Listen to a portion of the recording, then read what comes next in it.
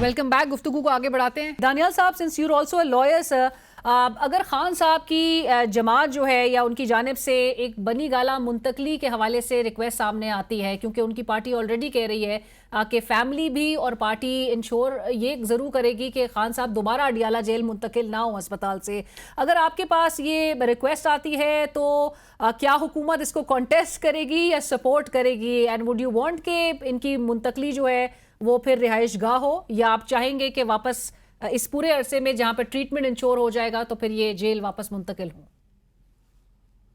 علینا صاحبہ, فیصل بھائی کی اتنی مہذب گفتگو سن کر آج میری آنکھوں میں آنسو آ گئے ہیں, اور مجھے باقی یقین ہوا ہے میرے بھائی اتنے پیارے وکیل ہیں, ورنہ میں ان کی ڈگری میں ہمیشہ ڈھونڈتا رہتا تھا, لیکن مجھے بہت خوشی ہوئی ہے آج اتنی اچھی طرح یہ بات کریں. ان کو ایسے ہی کرنا چاہیے, یہ بہت ریگولر کریں, اس کا اثر آپ پڑ رہا ہے. آپ اسی طرح سے کمپلائنس انشور کرتے رہے, فیصل صاحب یہی گفتگو کرتے رہیں گے. ہوا لگی ہے ان کو تھوڑے سے ٹھیک ہوئے ہیں, یہ اچھی فضا چل گئی, اچھی ہوا چل گئی ہے. اچھی ہوا چل گئی. آپ دیکھیں, ایز گورنمنٹ جو ہے کوئی بھی چیز جہاں کورٹس کے تھرو آئے گی اس کو بالکل ایڈریس کیا جائے گا اور اس کو دیکھا جائے گا.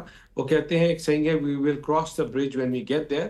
تو جب یہ ایسی چیزیں اس اسٹیج تک پہنچیں گے تو تب ہم اس کے اوپر بات کریں گے. لیکن میں آپ کو ایک چیز کی یقین دہانی کراتا ہوں کہ جس طرح تحریک انصاف میں یا عمران خان کے ارد گرد بہت سے ایسے اسپوائلرز ہیں جو نہیں چاہتے کہ جماعت کو کوئی ریلیف ملے, وہ نہیں چاہتے کہ مفاہمت کے ساتھ حکومت اور تحریک انصاف اور جماعتیں آگے چلیں.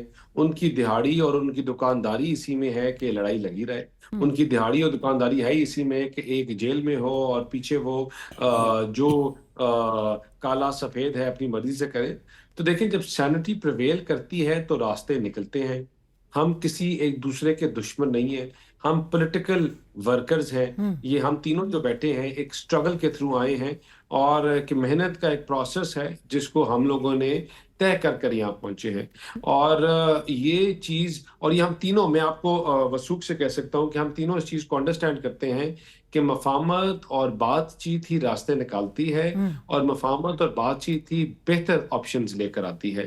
آپ جتنی مرضی گالی دے دیں, بری زبان استعمال کر لیں, ایگریشن شو کر لیں, لیکن ان دی اینڈ جو ہے آپ کو ٹیبل کے اوپر بیٹھ کر مہذب طریقے کے ساتھ چیزوں کو حل کی طرف لے کے جانا پڑتا ہے. دانیال صاحب, آپ کو نظر آ رہا ہے کہ یہ جو مذاکرات والا فرنٹ ہے وہ کھل رہا ہے دوبارہ؟ کیونکہ آج ہی رانا صاحب کہہ رہے تھے, گزشتہ روز ان کی اپوزیشن لیڈر اچکزئی صاحب سے ملاقات ہوئی تھی تو کوئی خاص رسپانس جو ہے ان کی طرف سے نہیں آیا. تو آپ کو لگ رہا ہے کہ پی ٹی آئی وہ چاہے گی, یا پرہیپس پی ٹی آئی کو بھی یہ محسوس ہو سکتا ہے کہ شاید ان کو اب ضرورت ہی نہیں ہے, کیونکہ اگر انہوں نے معاملات جو سلجھانے, اور آپ نے جس طرح سے کہا کہ رول آف لا کی اگر بالادستی ان کو کورٹ سے ہی وہ ریلیف مانگ رہے تھے, اور اگر مل رہا ہے تو پھر ان کو why would they want to engage with you? دیکھیں علینا, اگر میری آپ ذاتی رائے لیں گی کہ میں تو ایسا بندہ ہوں بھی نہیں جو ہر بات کا حل جو ہے لڑائی میں ڈھونڈتا ہو. میں تو پرسنلی یہ بلیو کرتا ہوں کہ ایسا کوئی ایشو نہیں ہوتا کہ جو آپ میز میں بیٹھ کر حل نہیں کر سکتے. کبھی کسی کو 1 انچ دینا پڑتا ہے, کبھی کسی کو 2 انچ دینا پڑتا ہے, کبھی کسی کو 1 مائل پیچھے ہونا پڑتا ہے. لیکن جب آپ ریٹریٹ کرتے ہو تو پھر راستے کھلتے ہیں, چیزیں بہتر ہوتی ہیں. دیکھیں, پاکستان آج جس انٹرنیشنل ریکگنیشن اس ملک کو مل رہی ہے, یہ ہم سب کے لیے فخر کی بات ہے. آج ملک کو جو عزت مل رہی ہے, ہمارے پاسپورٹ کو مل رہی ہے, ہم سب کی فخر کی بات ہے.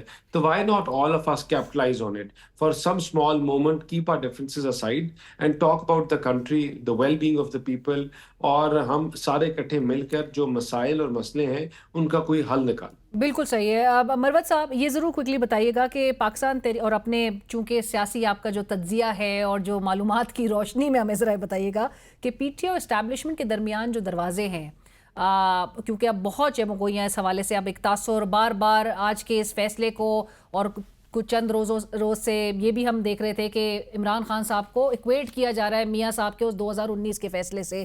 سو یہ کیا واقعی ان کے درمیان دروازے کھل گئے ہیں, اور آگے جا کے یہ جو اوپننگ ہے یہ کسی ایک بہتر ایکویژن میں ہمیں ایوالو ہوتی ہوئی دکھائی دے سکتی ہے؟ ہانیسٹلی میں یہ سمجھتا ہوں کہ پاکستان تحریک انصاف گزشتہ 4-5 ماہ سے بے صبری کا مظاہرہ کر رہی تھی. ہر طرف سے یہ بیانات آ رہے تھے, مذاکرات کریں. آپ نے سنے ہوں گے. تو مذاکرات تو کوئی بارگین میں کوئی آپ دیتے ہیں، اس وقت تو کچھ نظر نہیں آ رہا تھا. پھر جو ہے محسن نقوی صاحب کا بیان آ گیا، پھر یہ چیزیں تیز ہو گئی. میں یہ سمجھتا ہوں کہ پاکستان تحریک انصاف کو کوئی بھی فیصلہ کرنے سے پہلے بہت ہی سوچ اور فہم کا مظاہرہ کرنا ہوگا. اور آپ نے تو ہمیشہ ڈاؤٹ کا اظہار کیا ہے موجودہ پی ٹی آئی کی لیڈرشپ میں سوچ اور فہم کے ہونے کے حوالے سے. نہیں، لیکن اب تو خان صاحب بھی ہوں گے نا، اچھا، باہر آ چکے ہوں گے جی، فہم و فراست کے لیے.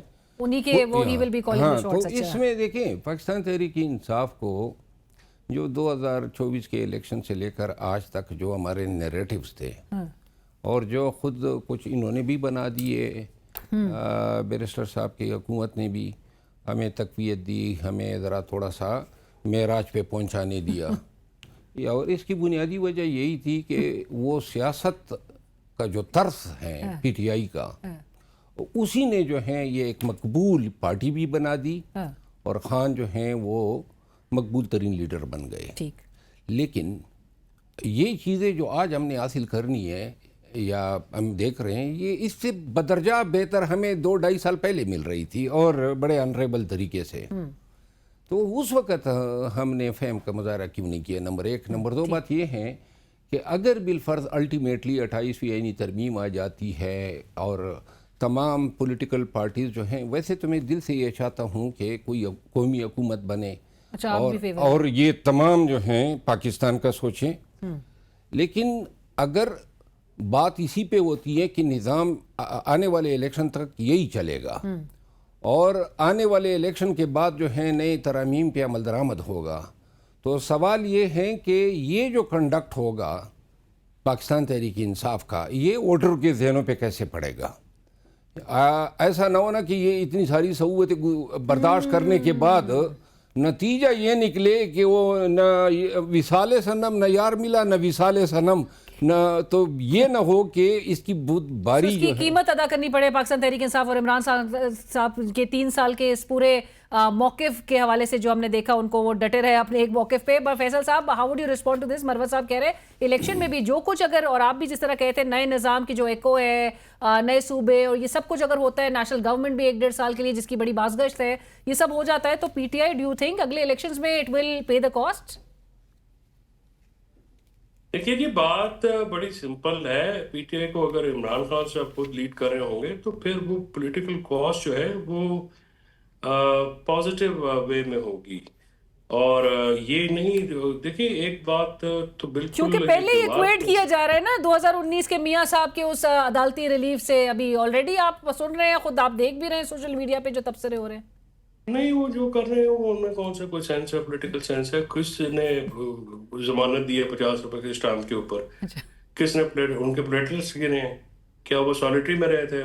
میاں صاحب سروسز ہاسپٹل میں رہے ہیں 3 مہینے میں، وہ بھاگے تھے جہاز پہ چڑھ کے.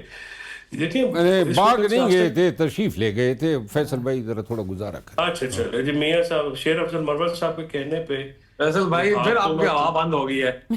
ابھی آپ کی تعریف کی ہے دانیال صاحب نے. ابھی یہ میں تو گزارش یہ ہے کہ، اچھا میں دانیال بات کر لوں. جی گزارش یہ ہے کہ یہ آپ اگر کوئی بندہ یہ بات ڈیل کی کرتا ہے 2019 کی ایکویشن ہے نہیں. میں نے وہی عرض کیا نا کہ عمران خان صاحب کو سرٹیفکیشن کی ضرورت نہیں ہے. جو لوگ یہ کر رہے ہیں وہ پولیٹیکلی نابلد ہیں اس چیز سے. عمران خان نے جس دلیری سے، جو آمردی سے جیل کاٹی ہے، اس کا کوئی مثال ہی نہیں ہے. اور جو ان کے ساتھ ظلم روا رکھا گیا، یہ جو آج ان کی ڈیٹیریشن ہوئی ہیلتھ میں، یہ تو اس کا شخصانہ ہے. ورنہ ہم نے تو عمران خان صاحب کو جیل میں بھی ایسی طرح ادوانا اور دیکھا بہادر جیسے وہ بنگالہ میں ہوتے تھے، تو اس عمر میں جو ہے وہ 2.5 گھنٹے کی جم کرنا اور اپنا ایکسرسائز کرنا اور پھر کھانے کے اوپر اور واک، مطلب ایک امیزنگ پرسنالٹی ہے. دیکھیں اس وقت ہم اس کو زوم آؤٹ کر کے دیکھیں نا، پاکستان کو کس چیز کی ضرورت ہے؟ پاکستان کو پولیٹیکل سٹیبلٹی کی ضرورت ہے. ہمارے ورکرز اندر ہیں، ہمارے ورکرز جو ہیں وہ 35,000 کے قریب ورکرز جو ہیں وہ فوجداری مقدمات میں ملوث کیے گئے ہیں، جو جھوٹے مقدمات میں. جی 9 مئی میں اگر کچھ لوگ تھے تو ان کو ابھی تک سزا ہو جانی چاہیے تھی. ہر بندے کو بیچ میں ڈال کے پولیٹیسائز کر دیا گیا ہے. अब इससे आगे बढ़ना होगा।